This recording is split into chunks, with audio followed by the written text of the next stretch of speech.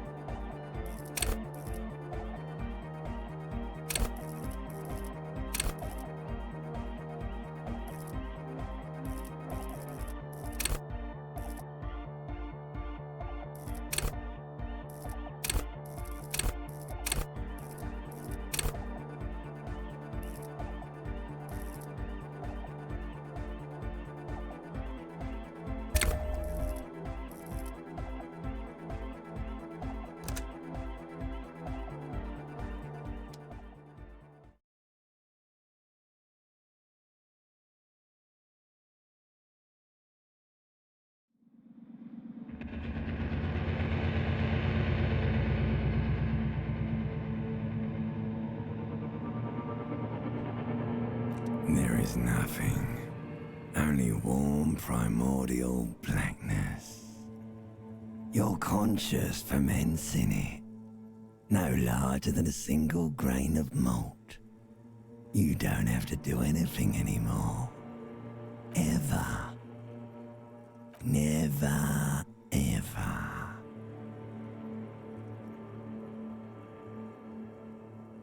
Never, ever, ever, baby.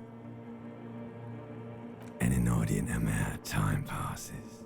It is utterly void of struggle. No ex-wives are contained within it. An awareness creeps up on you. A mass lies hidden in your dead angle, soaking in some lurid acidic source. It's bloated and shameful, a ball of meat surrounding you. This is a terrible line of questioning, and it will only lead to more awareness of the meat thing. Ex-love, ex-tenderness. It is foolish of you to resurface to the loss. Not after all the damage you've suffered to get here. Some of it irreversible. Stay. Sail with me through the abyssopelagic zone. Alright, nothing town to fuck all borough.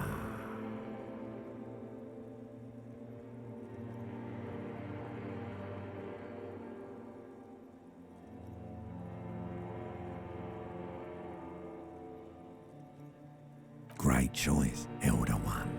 It has always been like this, and it always will. The song of death is sweet and endless.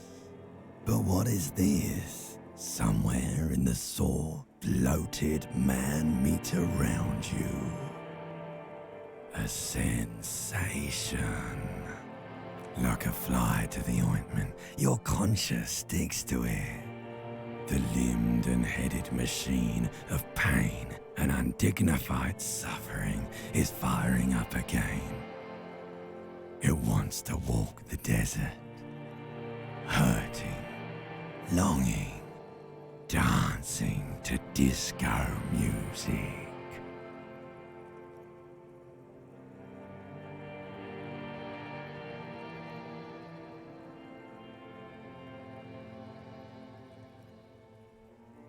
The stench of liquor rises from your mouth, and with it, an ungodly headache.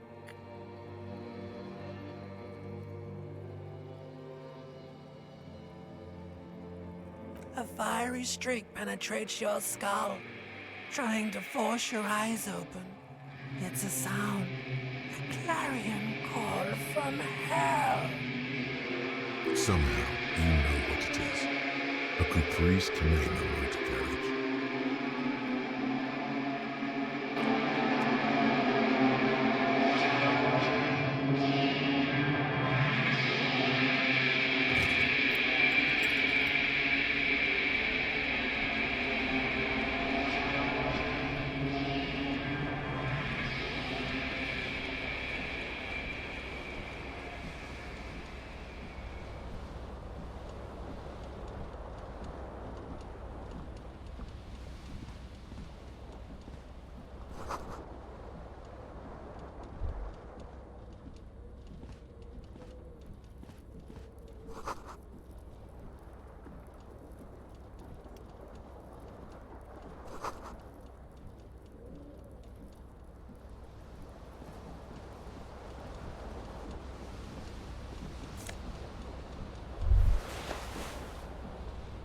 You hear a jingle.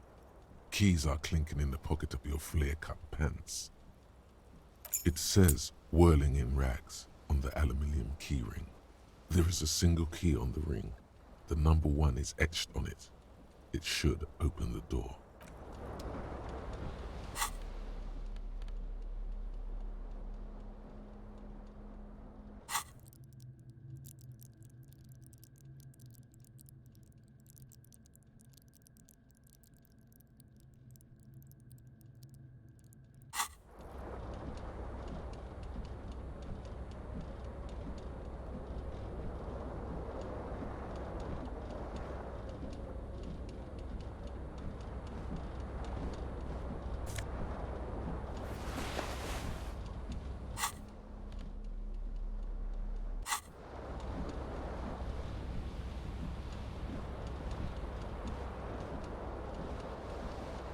This fan has 2 chain pull switches.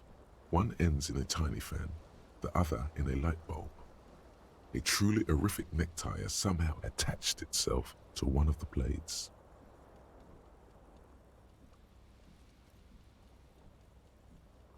The blades come squeaking to a halt. It should be easier to reach the tie now.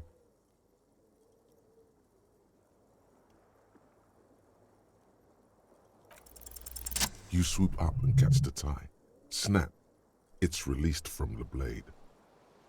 What you have in your hand is a truly hideous necktie. With a terrible mistake. Turn the lights off immediately. You can practically feel the photons burning a hole in your brain. It's just a little hangover-induced photosensitivity. Don't overreact.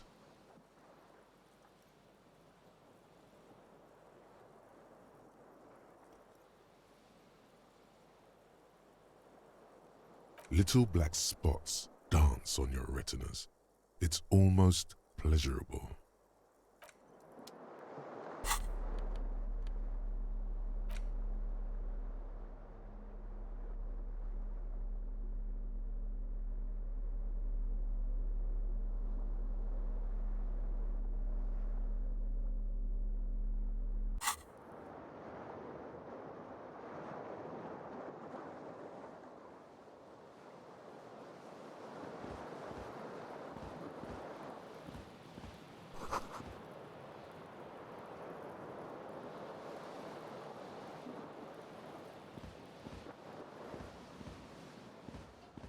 mirror hangs above a bent and broken sink.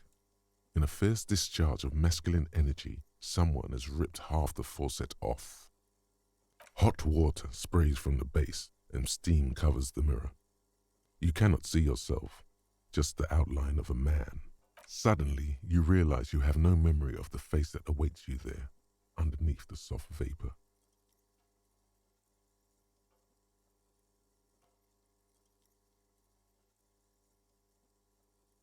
As you slowly reach your hand towards the circle. Abort. You clearly have not thought this through. You won't like what you see there, and you will never unbecome it.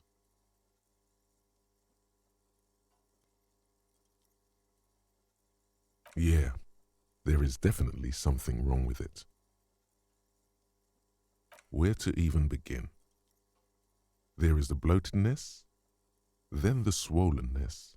It's like there's an upholstery of alcohol underneath your skin.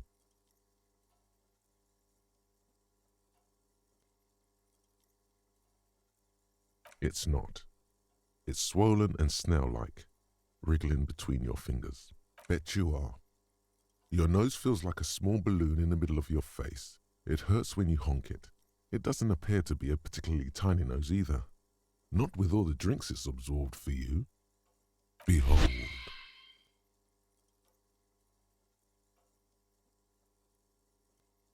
You have no idea who this thing is, do you?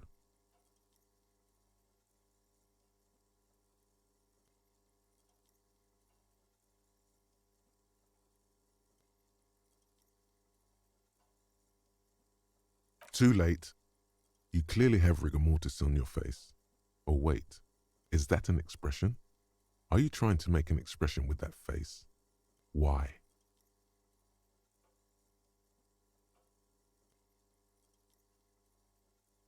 Please stop. It's horrible. You're scaring yourself. You can't, can you? It's like it's not even voluntary anymore. You have worn that grin into your face, and now it won't come off. What does it even mean?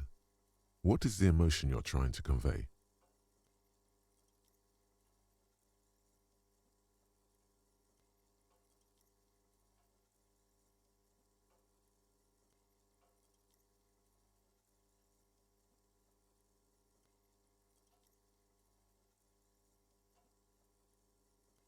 There might have been, 10 years ago.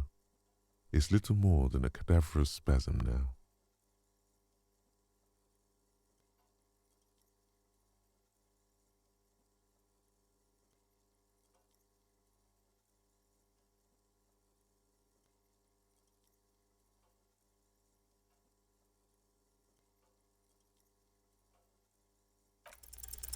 Like the rest of you, it comes from a bad place somewhere in the past.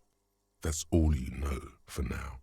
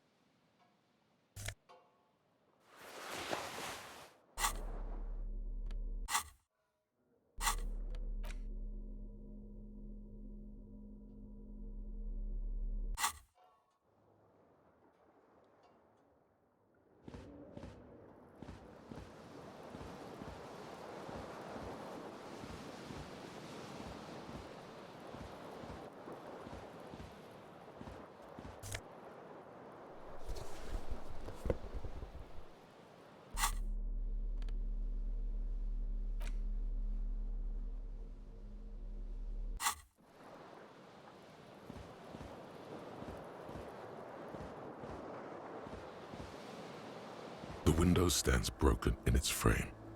Cold wind blows in.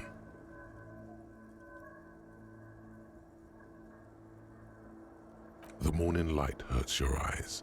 It's hazy, but you see the ocean and some war-torn buildings.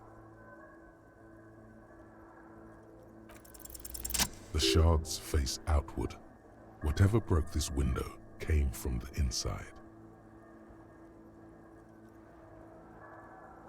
A fine web of scarring covers the back of your right hand, but none of it is recent.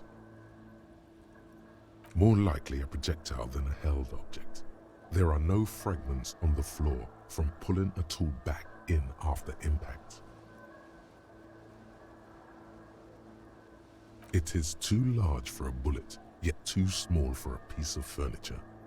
The single green shoe you found fits the hole almost as well as your foot. It would have also been heavy enough if thrown with force. Congratulations, you smashed the window with your own shoe. Now you only have one. If you're lucky, you could still find the other one on the balcony outside. The door to it should be outside your room. A cool wind gushes in. Your toes curl up from the cold.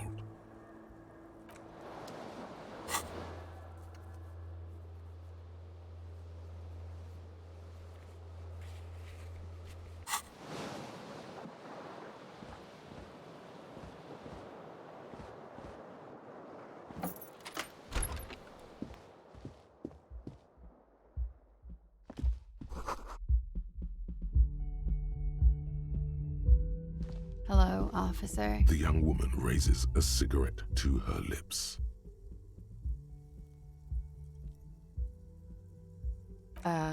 No.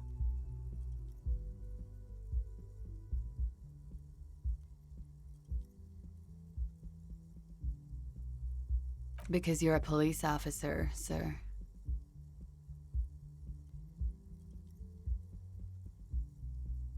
Okay, cool. I won't.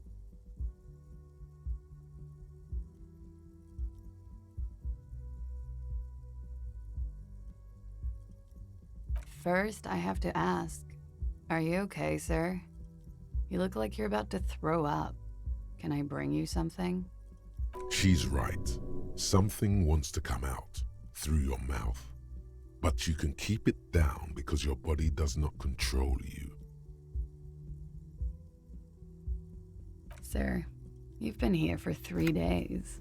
On official police business, as you put it. I couldn't say. In truth, so far, mostly drinking.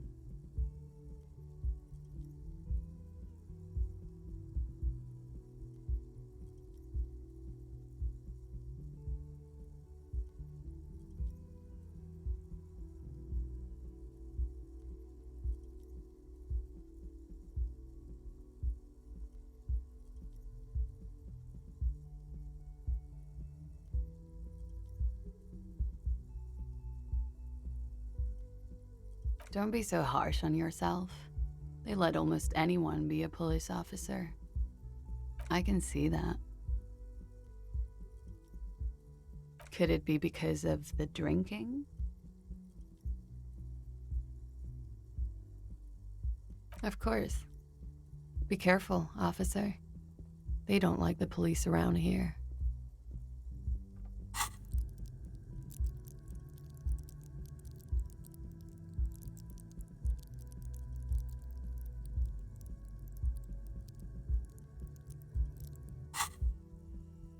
She looks back at you, a light glinting off her eye. Goodbye.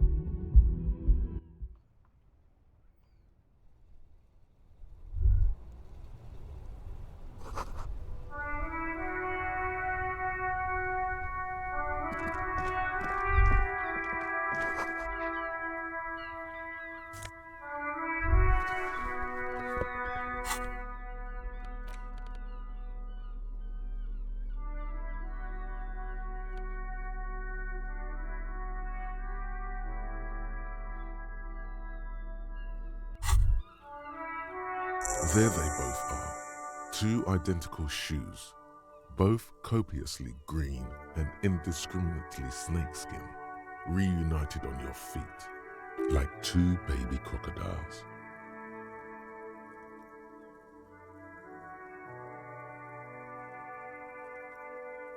It's pretty clear a normal cop is not what you are.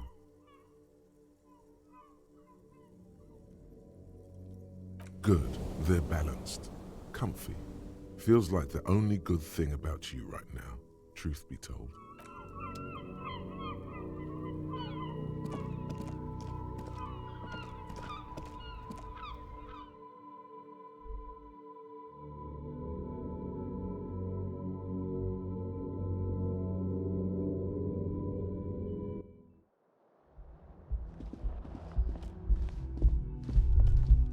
You should pick that fat, juicy cigarette butt from the tray, light it up, and smoke the living shit out of it.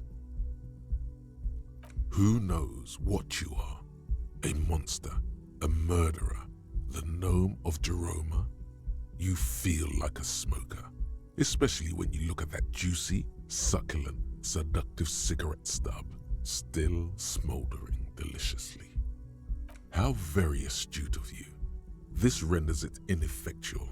You should look for a whole cigarette, or better yet, an entire pack. Strike that, a carton. Make sure they're all healthy and able-bodied, then smoke them all. Good. They'll make you stronger and better. You're too old to be cool now, but find cigarettes, smoke them, blam. Instantly a cool renegade man, a mystical red dragon with smoke rising from his nostrils. Plus, smoking them gives massive bonuses.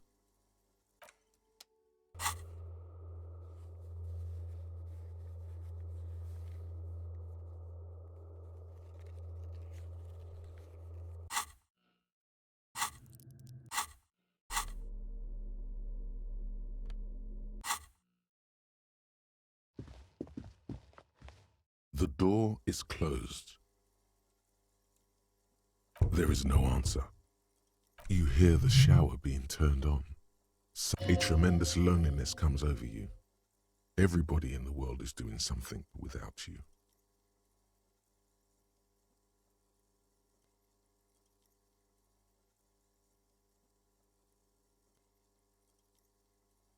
The door is indifferent to your loneliness.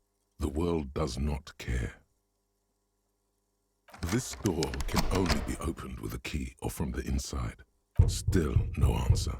Still nothing. You should punch a fucking hole in it.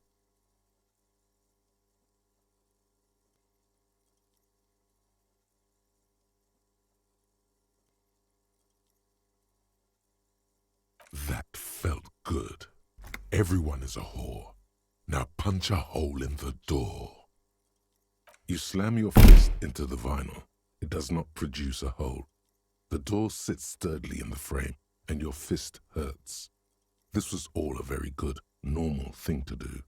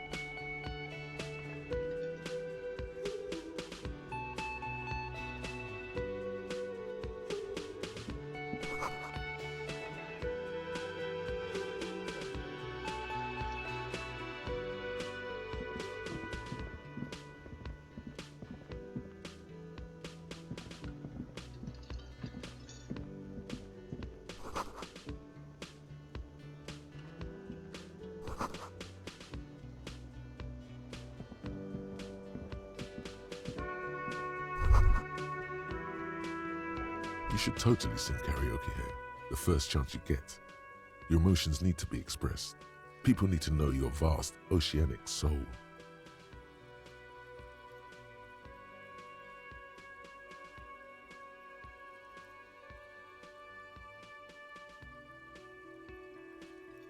course, at this point, precise measurements of your soul can only be performed from the outside. It needs to be heard through a PA system by other people, whether they like it or not.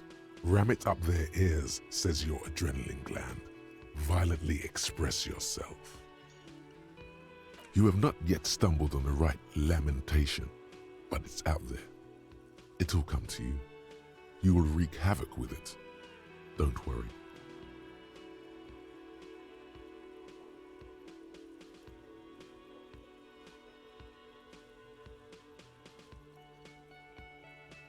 Serves them right.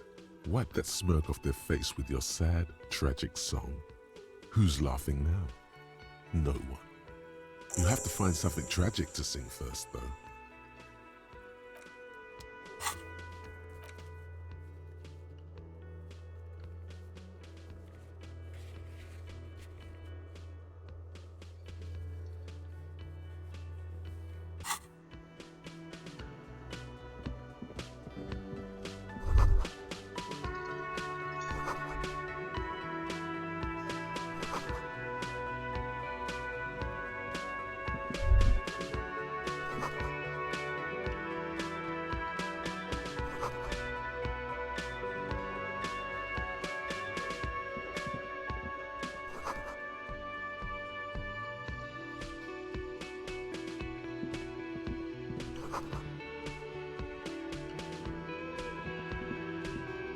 A bespectacled man in an orange bomber jacket is tapping his foot on the floor.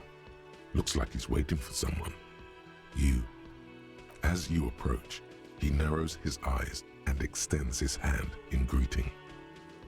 Hello, I'm Kim Kitsuragi, Lieutenant, Precinct 57. You must be from the 41st.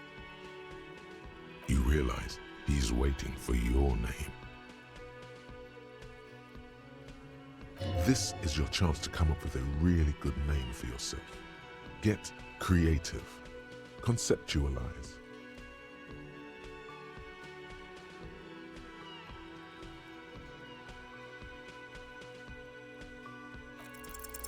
Concentration makes you squint your eyes. Your name should be deep gold and orange, like a forest fire looming on the horizon, but mixed with the stench of liquor rising from your breath. You're 2 steps closer to it, but there are still many to go.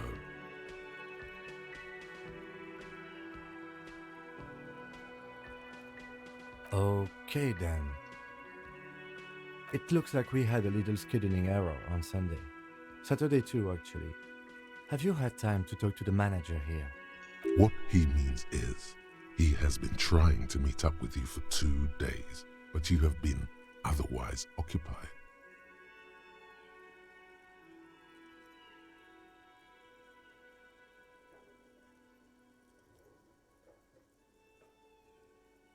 Then we should ask him for a rundown of the area. Get me up to speed. I understand the scene is out back, right? It also wouldn't hurt to assure him the police are finally here. In full force, I mean. Have you mapped out the initial interviews?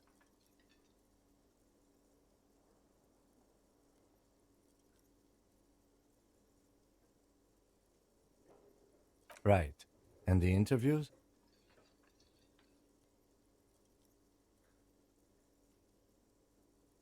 At the 57th, we like to prepare an initial list of persons of interest, and then just skim the surface. Prepare the field, get to know the players. You don't do that? Maybe it's not an inter-district practice. Okay, we'll have time for that after we take a look at the... Have you removed the dead body from the tree?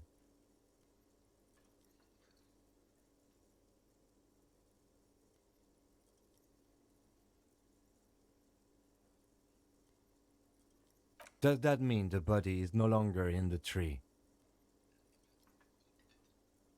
Mm-hmm. Sure. But did you take it down from the tree? So the body is still in the tree.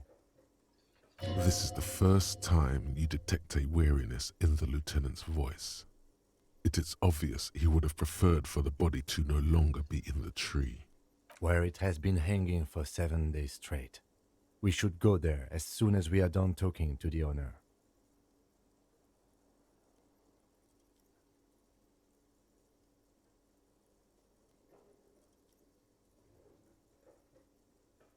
I was sent here to meet a detective from Precinct 41.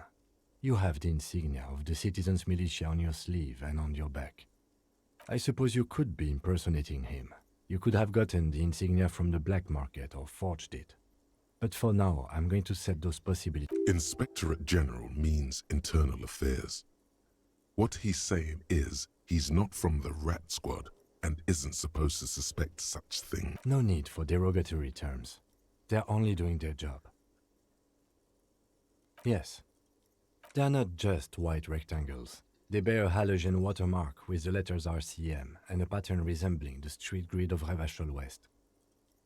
I would ask you to step into the headlights of my motor carriage, but again, it's none of my concern. I just need you to do your job. You mean you don't have a badge?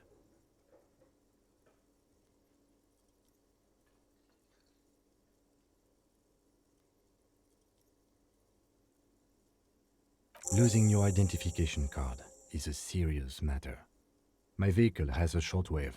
You can use it to report your badge missing. I would advise you to locate it as quickly as possible. But getting the body down should I can see you drank last night and the night before, and that you are still drunk now. But I have seen officers go through worse. Much worse. If you need something for your headache, there is a general store nearby. But as I said, the dead body should be our #1 concern. A painkiller would be good about now. This thing is pulsating with discomfort. The best cure for a headache is, of course, morphine. They won't have that, so cigarettes will have to do. We all feel that way sometimes. There is no such thing as a police officer, I'm afraid. What remains is that there is a dead body in the tree. Someone has to figure out who put it there. And then, soon after, But first, we have to take it down. After you, officer.